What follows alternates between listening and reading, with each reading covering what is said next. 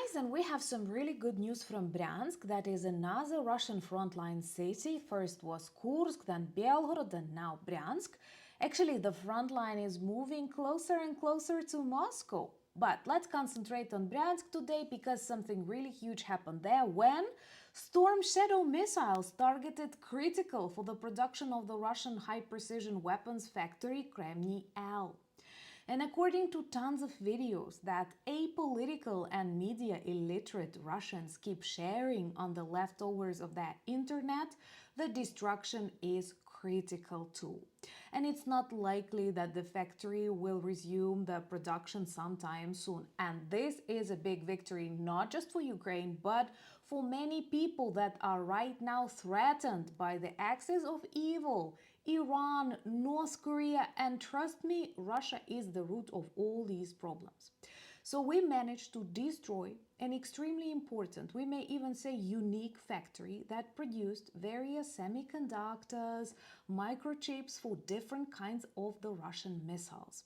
And by destroying such facilities, we actually paralyzed the production of many other factories that produce missiles for the Russian army and some other armies that they potentially back up. This is an extremely smart strategy to use unfortunately limited resources to target the most important critical productions. Let's discuss it because the details are truly beautiful and something that we need right now in this very chaotic time.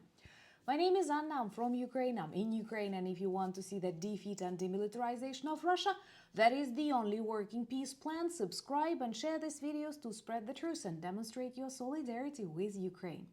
So KREMNIY is a unique, critical for the production of high-precision weapons factory in Russia.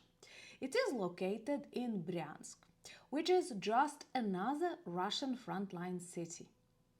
Yes, Russians wanted war and they invited it back on their territory. First it was Kursk, then Belgorod, now Bryansk. Not only there are dozens of other regions and cities that constantly experience air raid alerts, visits of drones to military facilities nearby. But this is an active combat zone. And it's so funny to observe how the names of these cities actually disappear from the conversations on the Russian TV, from the Kremlin addresses, as soon as they face real consequences of big war. Putin forgets about them. But it's difficult to forget about such explosions because there were so many videos that recorded the moment when these missiles landed, as Russian propagandists would say, on that factory. There were many explosions and many very excited Russians that recorded a lot of videos which actually demonstrate the level of destruction. That's why it will be very difficult to hide the truth from the Russian media and the Russian military and the Russian military vloggers who with each day become more and more critical of the Kremlin regime. But it's so funny because all over the Russian internet they have memes of Putin saying how he enjoys war, how he likes движуха. Maybe you remember that was quite a popular moment maybe a year ago, that Russians feel bored when they are not in danger, that they love wars, that they love the sound of whistle near their ear when something like a bullet is whistling. And now they recorded tons of videos with a very specific sound of a missile, and when it approaches, it actually whistles.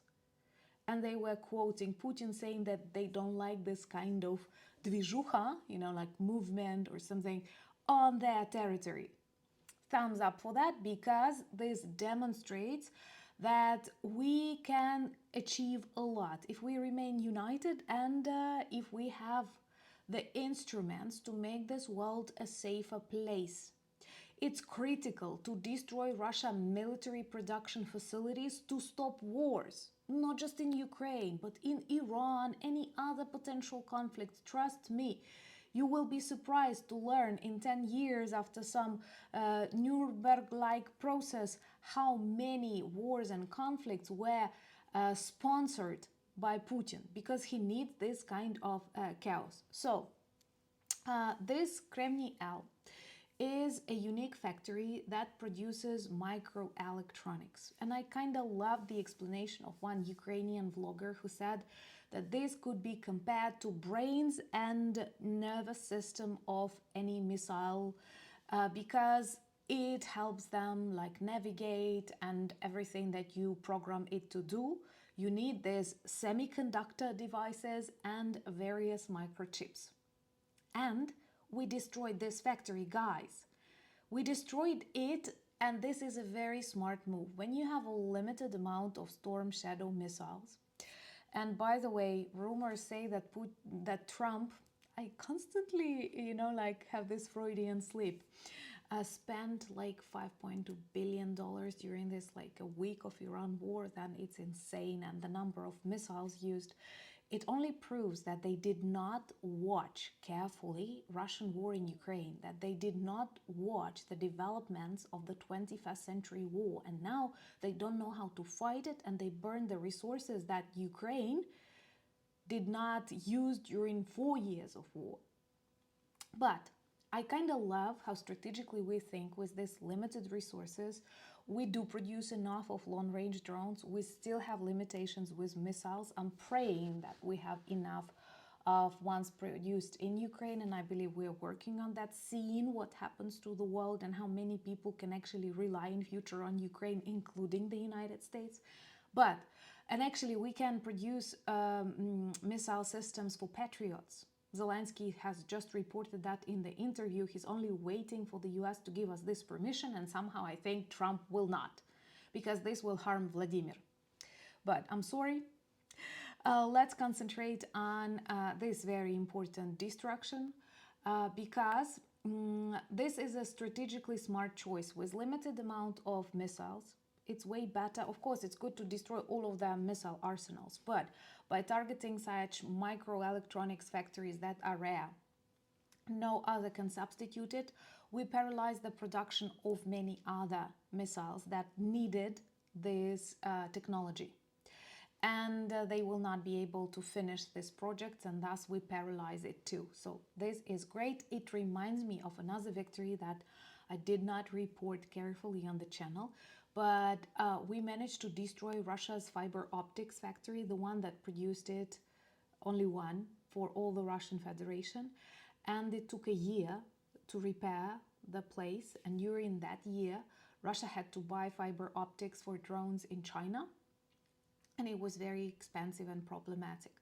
So this is actually cool that now we have our intelligence services. We have our people literally everywhere inside the Russian Federation who report about such objects. And then we are able to develop operations and target them with multiple missiles, not leaving them an opportunity to continue their production. This makes the world a safer place, and I hope and I pray that more and more people will understand it and will help Ukraine. We are not asking for much. Simply do not lift sanctions on Russia when Russia also gives its intel to, the Iran regime to target American bases. This is something that I cannot explain, and I'm sure this will be investigated in future. Anyway, this is an important achievement, and also an important fact that the front line is also moving deeper inside the Russian Federation. They keep causing us a lot of trouble, but at the same time, we are now answering. They targeted Kharkiv, we are able to target Belgorod. Now we were able to target Bryansk. And once again, it's so pathetic how they stop talking about these cities as soon as they are in trouble. One more reason why governors of such regions actually turn against Putin. Gladkov in Belgorod is openly talking about that, and many more to join him in 2026.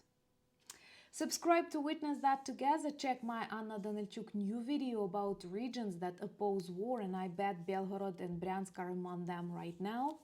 Also follow me on X, Instagram, Blue Sky, Threads, Discord and Substack. The links in the description, same as the link to our merch shop where we have a beautiful spring Easter new drop.